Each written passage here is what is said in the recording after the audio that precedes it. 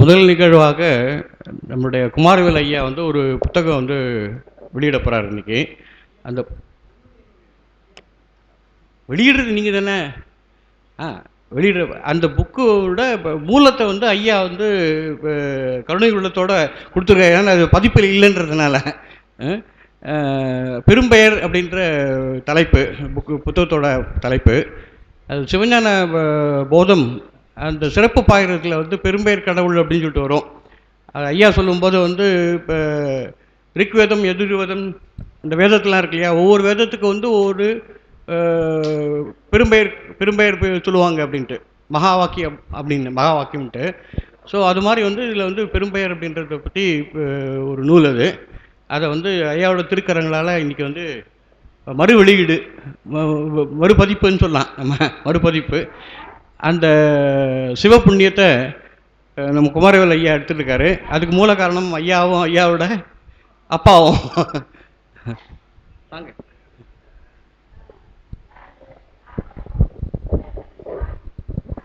திருச்சிற்றம்பலம். சிவஞான அருள்நெறி அறக்கட்டளை நிறுவனர் ஐயா அவர்களே, பேராசிரியர் அவர்களே, முதுபெரும் புலவர் குமரக்கோட்டை புலவர் ஐயா அவர்களே, அடியார் பெருமக்களே, அனைவருக்கும் வணக்கம். ஐயா கிட்ட பேசும்பொழுது உங்களுடைய கருத்துக்கள்லாம் ஆவணப்படுத்தணும், அதாவது நூலாக வெளியிட்டால் நல்லா இருக்குமேனு பல முறை கேட்டிருக்கேன். அவர் என்ன சொல்கிறாருன்னா, எல்லாமே என்னுடைய தந்தையார் செஞ்சிட்டாரு, நான் எதுவும் புதுசாக செய்ய போகிறதில்ல அப்படின்னு சொன்னார். அவர் அடுத்த ஒரு வாரத்தில் சேக்கிழார் மன்றம் ராயபுரத்தில் இருக்குது. அதனுடைய தலைவர் மகாதேவன், மகாதேவன் ஐயாவை சந்திக்கும் பொழுது இந்த மாதிரி ஐயா வந்து பெரும்பெயர்னு ஒரு நூல் எழுதியிருக்காரு, அது ஏதாவது ஒன்று எனக்கு வாங்கி கொடுங்க அப்படின்னு கேட்டார். ஐயா கிட்ட கேட்கும்பொழுது என்கிட்ட இருப்பு இல்லைன்னாரு. தொடர்ந்து அவர் எங்கேயாவது ஒன்று கண்டுபிடிச்சி கொடுங்கன்னு ஒரு 3 மாதம் தொடர்ந்து நச்சரிச்சிக்கிட்டே இருந்தேன். அப்புறம் ஒரு நேரத்தில் கொண்டாந்து கொடுத்தாரு. கொடுத்து படித்து பார்த்தேன். கொஞ்சம் வந்து ரொம்ப அருமையான நூல், சாத்திரமும் தோத்திரமும் அடங்கினது. நூலுக்குள்ளே போகக்கூடாது, ஐயா சொல்லுவார் அதை பற்றி. வகுப்புக்கு முன்னாடி ஒரு 2 நிமிஷம் அந்த நூலை பற்றி சொல்லும்படி கேட்டுக்கொள்கிறேன். இந்த நூலை முதற் பிரதியாக நம்ம குமரக்கோட்டை புலவர் ஐயா அவர்கள் பெறுமாறும், 2வது பதிப்பு நிறுவனர் அவர்கள் பெறுமாறும் கேட்டுக்கொள்கிறேன். ஐயா அவர்கள் வெளியிடுவார்.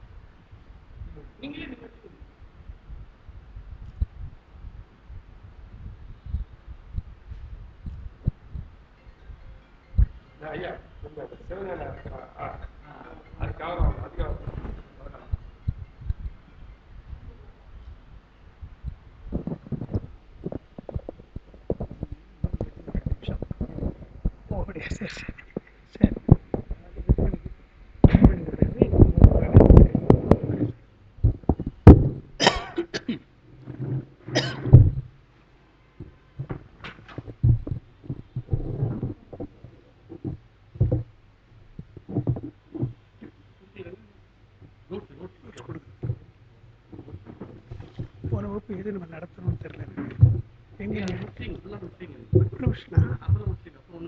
அப்படியா? ஓ, நானே இன்னும் நிறைய இருக்குது அப்படின்னு நான்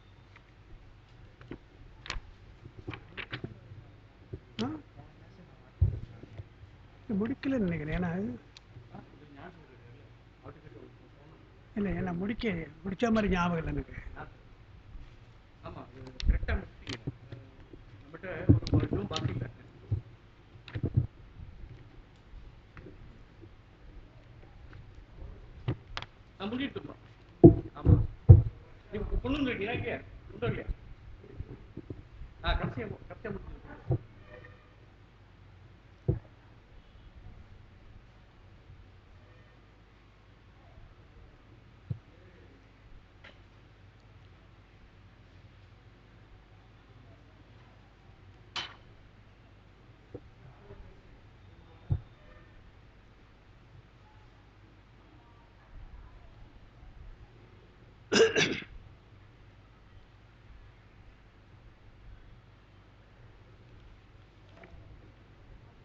பேசா 7ஆம் தேதி தேதி போட்டு வச்சு இது கடைசி சக்தி திருவருள் சிறப்பு இது முடிஞ்சது. அதான் அதோட முடிஞ்சு போச்சு. இதோட முடிஞ்சது. ஆமாம். அதான் இல்லை, அதுக்கப்புறம் 54 இருக்கு, இன்னும் இருக்கு பாட்டு. அதில் பாட்டு இருக்குங்க. ஆமாம், நான் கூட 54 ஏற்கனவே கொடுத்துருப்பேன் உங்களுக்கு. வருங்க 54க்கு அப்புறம் இல்லை அதுக்கு கொடுக்கல. இதோட முடிச்சுட்டீங்க. 55 6ஆம் தேதி வரணும். 6ஆம் தேதி 6/5 இல்லை நடக்கல இருக்கு. அவங்ககிட்ட நோட்ஸ் கொடுத்துட்டேன். நோட் இல்லை பாருங்க, இதோட முடிஞ்சிடும். 54 அது 54 முடியுது. இது 55லேருந்து எடுக்கணும். நான் இது ஏற்கனவே உங்கள்கிட்ட கொடுத்து ஒரிஜினல் என்கிட்ட நினச்சேன். இல்லை அப்போ இது எடுக்கும். சரி, நான் 55லேருந்து 69 70 இதுக்கப்புறம் நான் 69 எடுத்துட்டு இருக்கிறேன். ஓகே 64 64 எடுத்துருக்கு இல்லையா? ஆமாம். இப்போ வந்து இது வரைக்கும் ஆமாம். எத்தனை பண்ணுறது பாருங்க.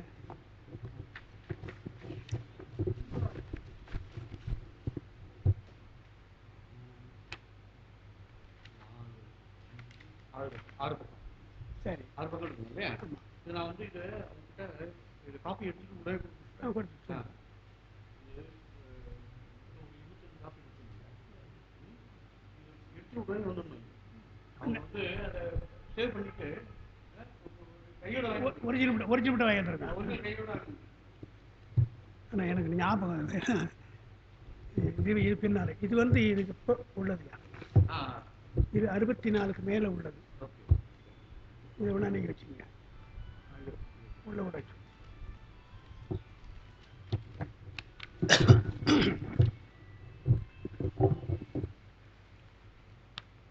காரில் இருக்கவங்களுடைய புக்கு கையை வச்சு பின்னால் டிரைவர் இருப்பார்.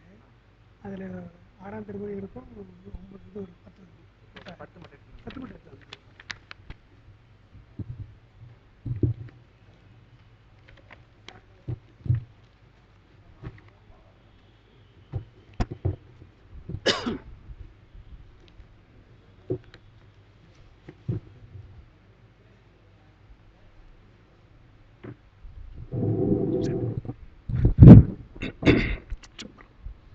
தென்னாடுடைய சிவனே போற்றி, எந்நாட்டவர்க்கும் இறைவா போற்றி, அண்ணாமலையம் அண்ணா போற்றி, கண்ணாரமுதக் கடலே போற்றி, ஏகம்பத்துரையந்தாய் போற்றி, பாகம் பெண்ணுருவானாய் போற்றி, காவாய் கனகத்திரளே போற்றி, கைலை மலையாரே போற்றி போற்றி. எல்லாம் வல்ல எங்கள் ஏகம்பப் பெருமானுடைய திருவடிகளை நான் மனமொழிமைகளால் வணங்கிக் கொள்கின்றேன். அன்பிற்கும் மதிப்பிற்குரிய சிவஞான அருளின் அறக்கட்டளை நிறுவனர் என் அன்பிற்கினிய ஞானமையா அவர்களே, மற்றும்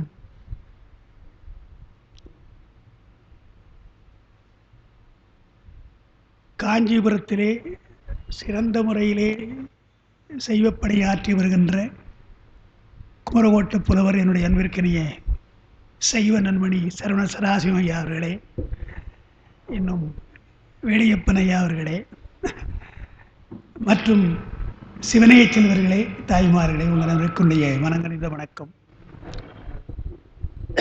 இன்றைய நாளில் வகுப்பு தொடங்குவதற்கு முன்னாலே ஒரு நூல் வெளியீடு என்று நாம் செய்திருக்கிறோம். நம்முடைய குமரவேல் அவர்கள் என்னிடத்திலே பலமுறை வேண்டிக் கொண்டதன் முறையிலே அந்த ஒரு நூலை நான் அவளுக்கு கொண்டு வந்து தந்தேன்.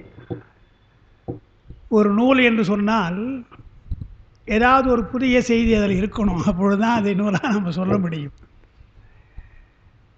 எல்லாவற்றையும் என்னுடைய தந்தையார் திருமுறைகளை எழுதி சித்தாந்த நூல்களை எழுதித்தான் நான் சொல்லி வரேன். புதுசாக நான் சொல்லலை.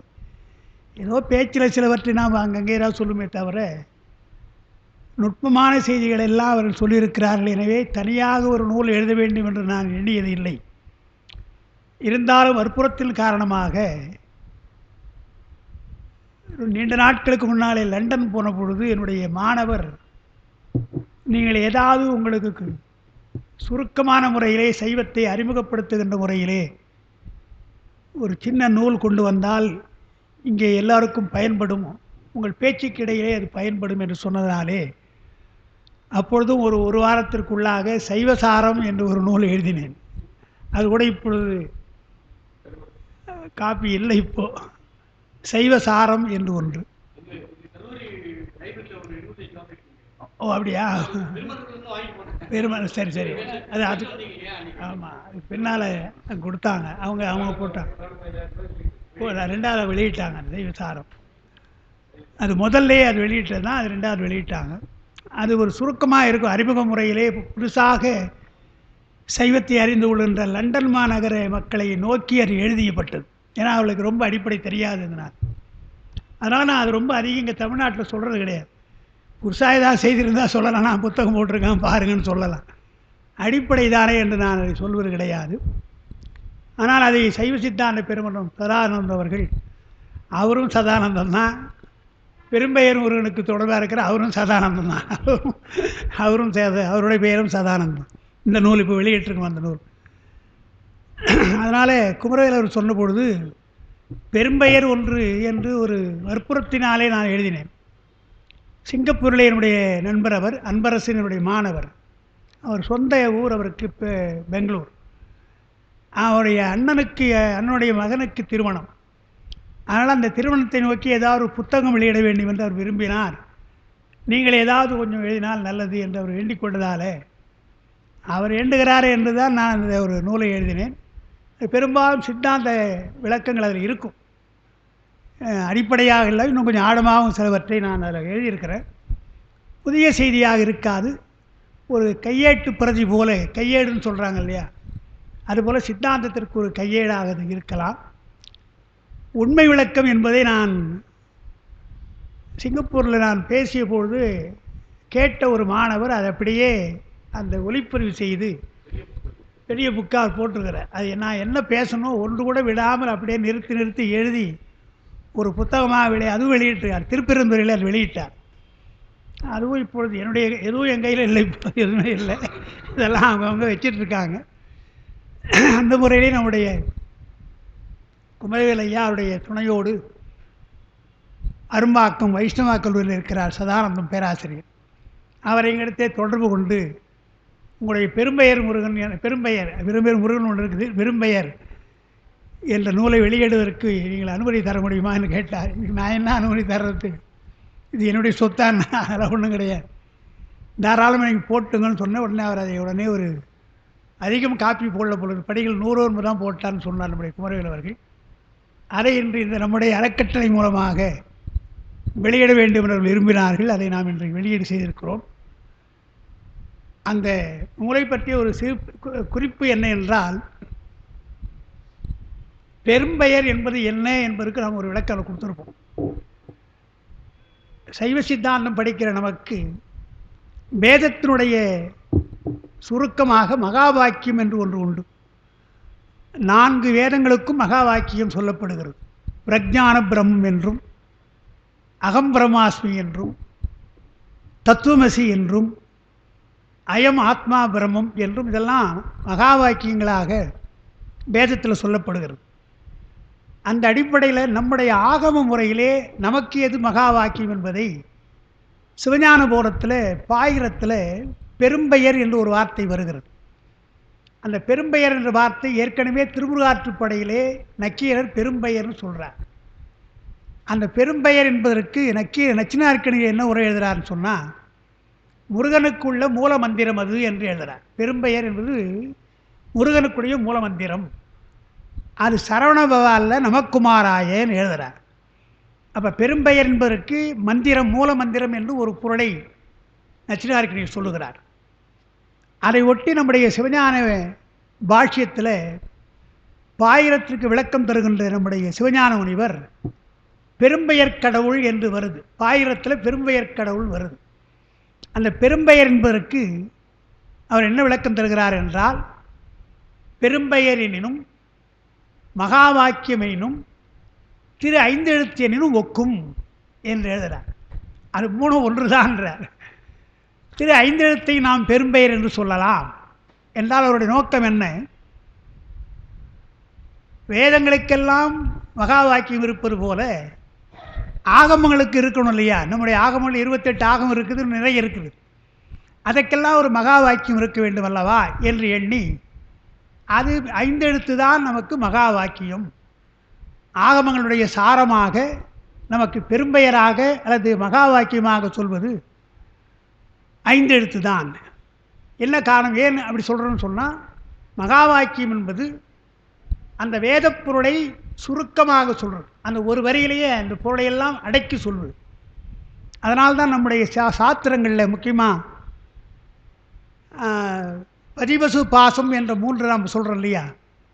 அந்த 3ஐ சொல்கிற பொழுது பலகலை ஆகமம் வேதம் யாவையினும் கருத்து பதிபசு பாசம் தெரித்தல் என்று ஒரு வரி வருது. எத்தனை நூல்களை நீங்கள் எழுதினாலும் சரி, அது வேதமாக இருக்கலாம், ஆகமாக இருக்கலாம், அல்லது இப்பொழுது இருக்கிற எத்தனையோ நூல்களாக இருக்கலாம், எதுவாக இருந்தாலும் அந்த நூல்களெல்லாம் பதி பசு பாசம் அந்த 3ஐத்தான் சொல்லுகிறது. இதை விட்டு வேறு கிடையாது. ஒன்று கடவுளை பற்றி பேசலாம், அல்லது கடவுளை மறுத்து பேசலாம், உயிரை பற்றி பேசலாம், உயிருடைய சிறப்புகளை அறிவியலில் பேசலாம், உலகத்தை பற்றி பேசலாம், உலகத்தில் இருக்கின்ற பொருள்களை பற்றி பேசலாம். இதுதான் நூலுடைய பொருளை தவிர இந்த 3 பொருளை தவிர வேறு எதுவும் கிடையாது என்றுதான் பல கலை ஆகமம் வேதம் யாவையினும் கருத்து பதிவு பாசம் தெரித்தல் என்றால் அதை விளக்குதல் என்று அவர் சொன்னார். அதே தான் நமக்கும் ஐந்தெழுத்து என்றால் என்ன என்றால், எல்லா ஆகமப் பொருளையும் வேதப் பொருளையும் உலகப் பொருளையும் அடக்கியது எது என்றால் இந்த ஐந்தெழுத்து தான். இந்த ஐந்தெழுத்தில் என்ன சொல்கிறாங்க என்றால், பதி பசு பாசம் 3ம் சொல்லப்படுகிறது. அதாவது சி வா நா அந்த 3 எழுத்தும் பதி எழுத்துக்கள். யா என்பது பசு உயிரெழுத்து, பசு எழுத்து. மா என்பது மலம், எனவே பாசம். எனவே ஐந்தெழுத்தும் பதிபசு பாசம் என்ற 3ஐத்தான் சொல்லுகிறது. எனவே அதுதான் பெரும்பெயர் என்று சிவஞானபோதத்தில் சிவஞானபோத கருத்தை எல்லாம் உட்படுத்துவது போல இதைத்தான் நாம் பின்னாலே சொல்லப்போகிறோம். சிவஞானபோதத்தில் விரிவாக சொல்வது என்பது பதி உண்மை, பசு உண்மை, பாச உண்மை, அதைத்தான் சொல்லப்போகிறோம் என்பதாலே பெரும்பெயர் என்ற அந்த வார்த்தையை சொல்லி இது ஐந்தெழுத்தோடு இது ஒக்கும் என்று அவர் சொல்லுகிறார். அந்த கருத்தில் தான் நான் இங்கே பெரும்பெயர்னு கொடுத்துருக்கிறேன். பெரும்பெயர் என்று சொல் மகா வாக்கியமாக இருந்தாலும் ஐந்தெழுத்து பொருளாக இருக்கின்ற 3 பொருளையும் பதிபசு பாசத்தை சைவ சித்தாந்த நோக்கத்திலே நாம் எப்படி சொல்லுகிறோம் என்பதை சுபக்க முறையில்தான் நம்முடைய கட்சி நாம் என்ன சொல்லுகிறோம். புறக்கருத்துக்களை அதிகமாக மறுக்கலை, புறக்கருத்தில் சொல்லப்படுது சொல்லுவோம், அதை மறுக்கலை. அதெல்லாம் அப்படி சொன்னாலும் கூட நாம் எப்படி அதை சொல்லுகிறோம் என்பதைத்தான் இந்த நூலில் நாம் சுருக்கமாக எழுதியிருக்கிறேன். அடிப்படையிலிருந்து ஐந்தெழுத்துடைய விரிவாக நாம் எல்லாவற்றையும் பெரும்பாலும் அதை தொகுத்து நாம் சொல்லியிருக்கிறோம். நாம் பேசுகின்ற அந்த கருத்துக்களை எல்லாம் அதில் இருப்பதாலே அதை நீங்கள் ஒரு ஆவணப்படுத்த வேண்டும் என்றுதான் அன்பரசு என்ற அந்த அன்பர் விரும்பினார். அதை மீள்பறிப்பு செய்ய வேண்டும் என்றுதான் நம்முடைய குமரவேல் அவர்கள் விரும்பினார்கள். அந்த முறையிலே இப்பொழுது மீள்பறிப்பாக உங்களுடைய கைகளிலே அந்த நூல் இருக்கிறது.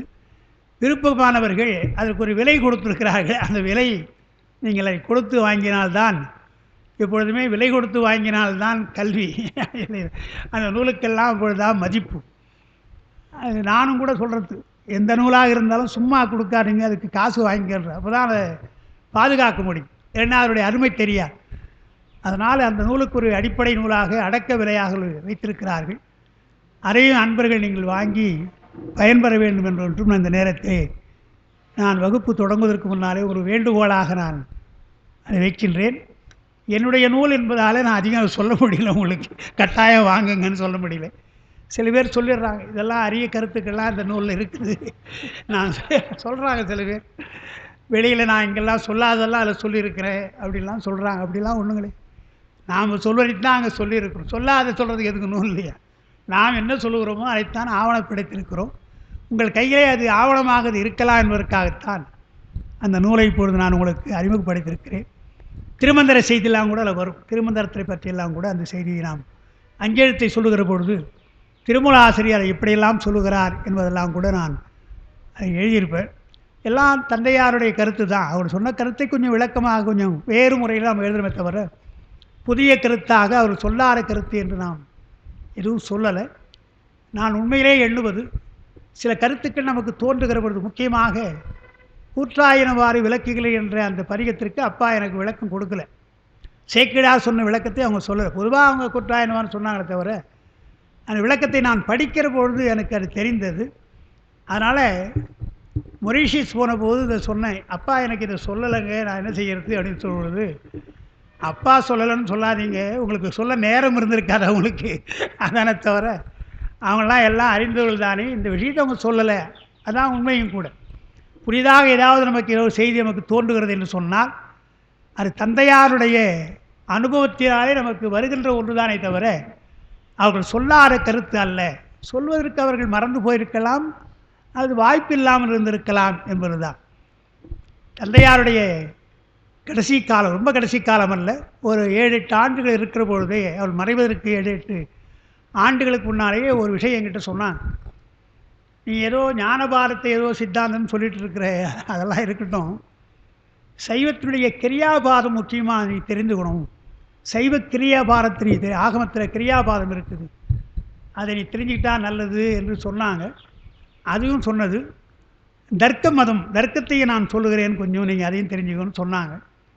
ஆனால் அந்த இரண்டையும் முழுமையாக கேட்கிற வாய்ப்பு எனக்கு, அவங்களும் சொன்னாங்களே தவிர அவங்களும் எனக்கு சொல்ல முடியல, நேரம் இல்லை, நானும் அதை கேட்க நேரம் இல்லை. அதெல்லாம் நான் தவறிவிட்ட சில செய்திகள். அவரோடு வாழ்ந்த போதே இதெல்லாம் கொஞ்சம், ஆனால் ஞானபாரமாக சிவஞானபுரம் சுற்றியெல்லாம் கொஞ்சம் அவரோடு நான் இங்கே சென்னை காஞ்சிபுரத்தில் இருந்த பொழுது நான் சென்னையிலேருந்தே வந்து நான் கற்றுக்கொண்டேன். வாரந்தோறும் வந்து நான் அதை கற்றுக்கிட்டேன். இதை பலவற்றை நான் தெரிஞ்சுக்கணும்னு, அவங்க வயது போகிறது என்றதுக்காக நான் கற்றுக்கிட்டேன். ஆனால் இந்த கிரியாபாரம், தர்க்க மதம், தர்க்கம் கூட சொன்னாங்க, கொஞ்சம் சொன்னாங்க, அதிகமாக அவங்க விளக்கமாக சொல்ல முடியல. அதெல்லாம் இப்போ நான் படிக்கிற பொழுது ரொம்ப குறையாக இருக்குது. சைவத்துக்கு என்று எந்த கிரியை நாம் தேர்ந்தெடுப்பது, முக்கியமாக மலேசியா, சிங்கப்பூரில் அவங்க அதை கேட்குறாங்க, நீங்கள் தான் எங்களுக்கு வழிகாட்டணும். ஏனென்றால் எல்லாம் வைதீக முறையில் இருக்குது, வைதீகம் கலந்து தான் இருக்கிறதே தவிர சைவமாக நமக்கு இல்லையே, அதை எப்படி கண்டுபிடிக்கிறது? யாழ்ப்பாணத்தில் சைவக்கிரியை எழுதியிருக்கிறாங்க, சிவபார சுந்தரர் என்று எழுதியிருக்கிறார். ஆனால் அது கூட வைதிக முறையில் கலந்து தான் வந்திருக்குன்னு பார்க்குறோம். அண்மையில் ஒரு செய்தி எனக்கு வந்தது, அதெல்லாம் இந்த மலேசியா வந்து சில செய்தி அவங்க சந்தேகம் வர்றதுனால அடிக்கடி அவங்க கேட்பாங்க.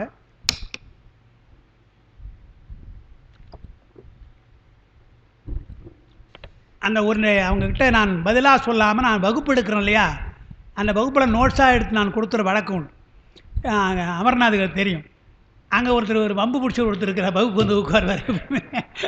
கமலா இருக்கிற சரி சக்திக்கும் தெரியும், கமலநாதன் ஒருத்தர்.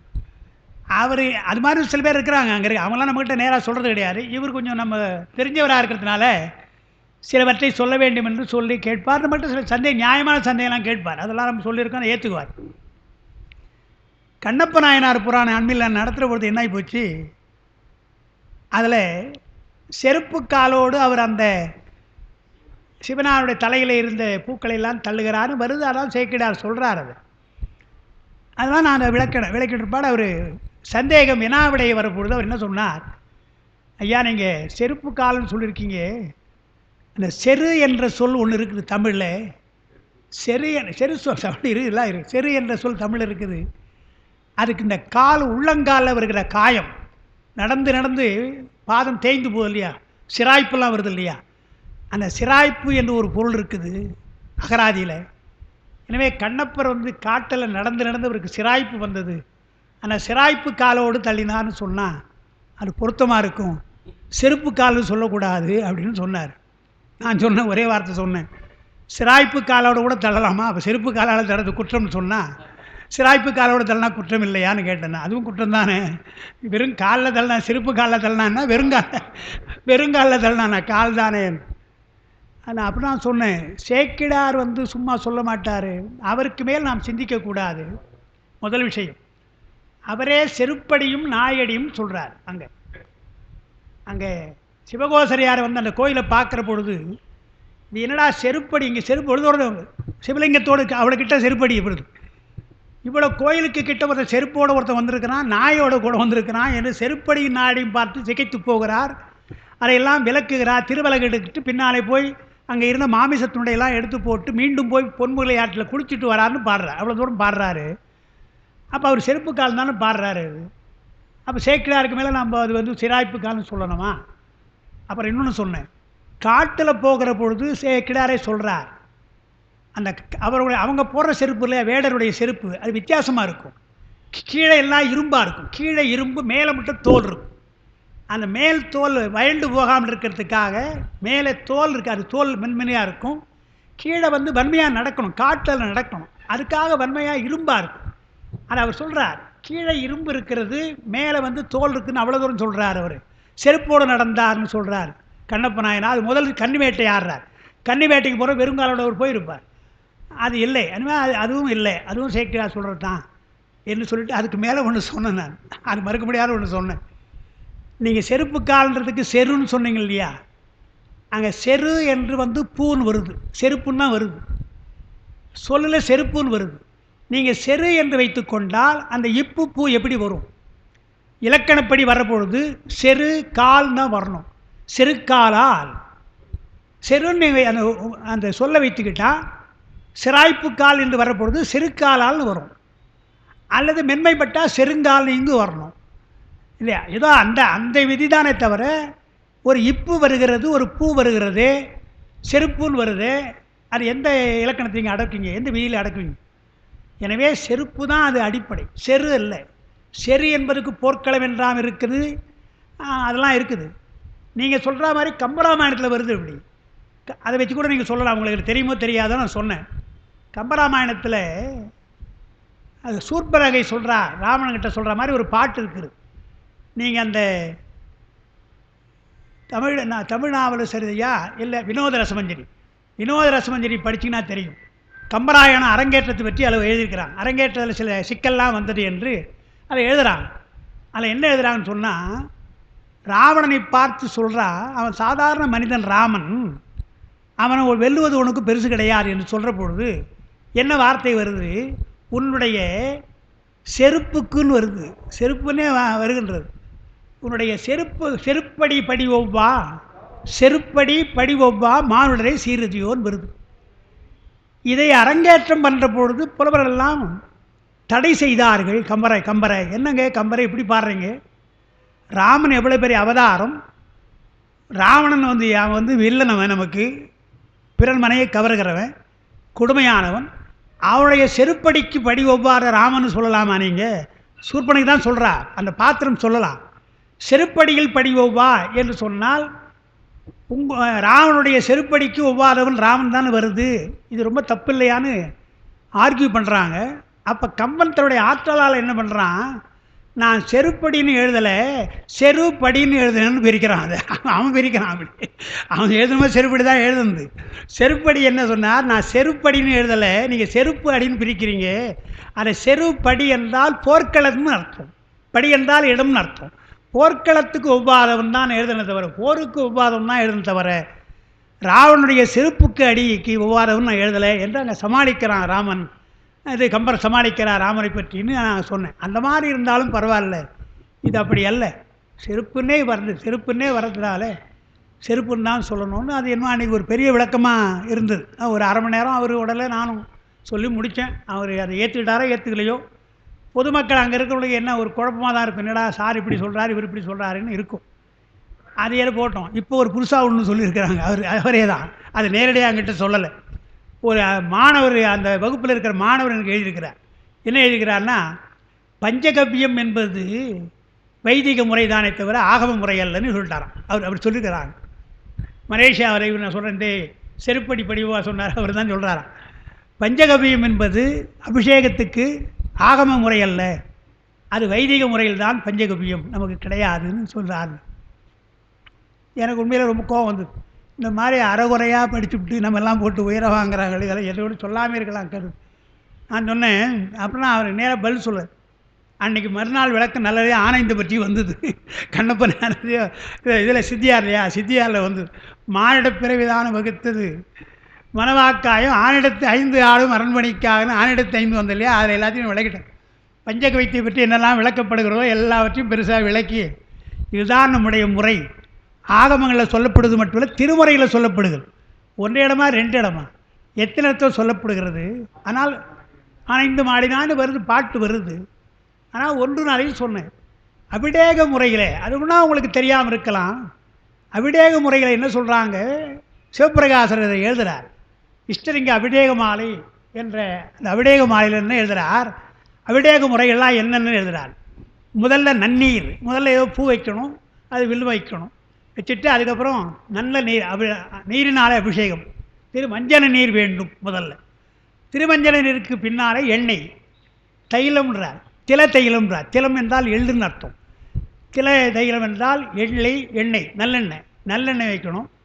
அப்புறம் மாக்கோலம், மாப்பொடி தான் இருக்கணும் என்று பச்சைப்பயிறு போன்ற வெட்டலாம். மாப்பொடி, நெல்லிப்பொடி, பச்சைப்பயிறு இவெல்லாம் மாப்பொடியாக இருக்கணும்னு சொல்லிட்டு அதுக்கடுத்து பஞ்சகபியன்னு போடுறார். அடுத்து பஞ்சகபியம், அது அபிஷேகத்துக்குரியது என்று சொல்லிட்டு அதுக்கப்புறம் பால் தயிர்லாம் அப்புறம் சொல்கிறார். அது முறையாக சொல்கிற பொழுது அழகாக எழுதுகிறார் சிவபிரகாசர். முறையாக பார்த்தால் பால் தயிர் நெய் அப்படி தான் வரணும். ஆனால் ஞானசம்பந்தர் எப்படி பாடுறார், ஆடினாய் நறு நெய்யோடு பால் தயிர் அப்படி மாற்றி பாடுறார். அப்படி பொதுவாக பால் தயிர் அப்படி தான் நெய் வரும், நமக்கு வரது இப்படி தான் வருது. முதல்ல பால் கிடைக்கிறது, அப்புறம் நமக்கு தயிராகிறது, அது பின்னாலே வெண்ணெய் நெய்யாக மாறுது. அப்படி தானே அபிஷேகம் என்றால். சிவபிரகாசம் என்ன குறிப்பு சொல்கிறார், சிறந்த பொருளை முதல்ல சொல்ல வேண்டும் அல்லவா. எனவே பாலில் வருகின்ற சிறந்த பொருள் இது நெய். எனவே நெய்யை முதல்ல அபிஷேகம் பண்ணணும், அதுக்கடுத்து பால், அப்புறம் தயிர் என்று ஆடினாய் நறு நெய்யோடு பால் தயிர் என்று சொல்கிறார் என்று சொல்லிட்டு அதையும் சொன்னேன். அபிஷேகத்துக்கு அவர் முத்துசுவரில் 4ஆம் திருமண உரையில் எழுதுகிறார். அபிஷேக முறையிலே பால் தயிர் நெய் என்பது மொத்தமாக அபிஷேகம் பண்ணும். பாலையும் தயிரையும் நெய்யும் அபிஷேகமாக வைக்கணும். பஞ்சகவியம் அபிஷேகமாக பண்ணக்கூடாது. பஞ்சகவியம் என்றால் பால், அதைவிட குறைவு தயிர், அதைவிட குறைவு நெய், அதைவிட குறைவு கோஜலம், அதைவிட குறைவு கோமலம் என்று 5ஆக கலந்து அது பஞ்சகவியம். அது தனியாக அபிஷேகம் பண்ணணும். மொத்தமாக கோஜலத்தை அபிஷேகம் பண்ணக்கூடாது, கோமயத்தை அபிஷேகம் பண்ணக்கூடாது.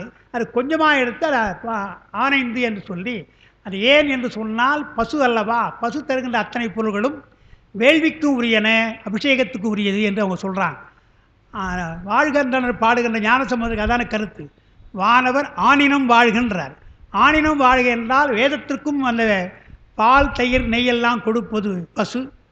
அந்தணர்கள் வேதம் ஓதுகின்ற பொழுது பால் சாப்பிட்றாங்க, குடிக்கிறாங்க, பால் நெய்யெல்லாம் அவி சொரிகிறார்கள். அதேபோல் ஆகம முறையில் பார்க்கிற பொழுது நாம் அபிஷேகம் பண்ணுகிறோம் என்பதனால ஆனைந்தை நாம் சிறப்பாக சொல்வதாலே வாழ்க அந்தணர் பாட்டில் ஆனினத்தை வாழ்த்துகிறார் என்று இதெல்லாம் நமக்கு இருப்பதாலே ஆனைந்து என்பது வைதிக முறையாக கிடையாது, நம்முடைய முறைதான். நான் இதெல்லாம்